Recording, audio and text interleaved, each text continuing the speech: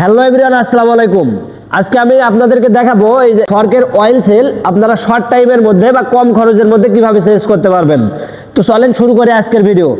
এখন আপনাদেরকে আমি দেখাবো এই ফর্কের অয়েল সেলটা আমরা কিভাবে চেঞ্জ করি এত শর্ট টাইমের মধ্যে বা কম খরচের মধ্যে কিভাবে কাজ করে থাকি। এই যে দেখেন আমি অয়েল সেলটা খুলে নিলাম আগে।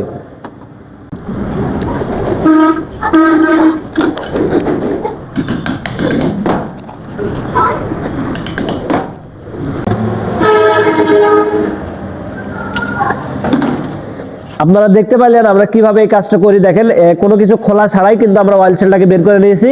এখন আমরা নতুন অয়েল সেলটা শুধু এখানে বসাই দেব। তো আপনারা ভিডিওটা অবশ্যই না টেনে পুরোটাই দেখতে থাকেন।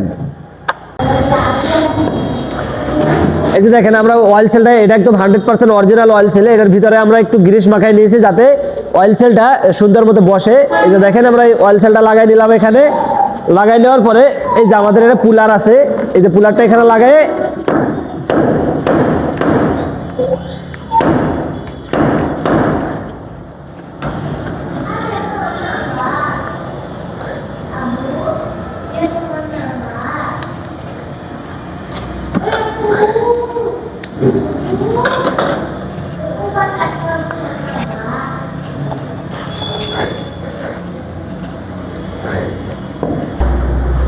আপনারা দেখতে পাইলেন যে এই অয়েল সেলটা আমরা কত শর্ট টাইমের মধ্যে লাগাই ফেলছি। দেখেন ভিডিওটা কিন্তু অলরেডি এখন সর্বোচ্চ 1.5 মিনিট হয়েছে বা 2 মিনিটের কাছাকাছি চলছে। যে দেখেন আমার হাতে পুরানো অয়েল সেলটা আমরা কিন্তু এটা চেঞ্জ করে নতুনটা লাগাই দিয়েছি।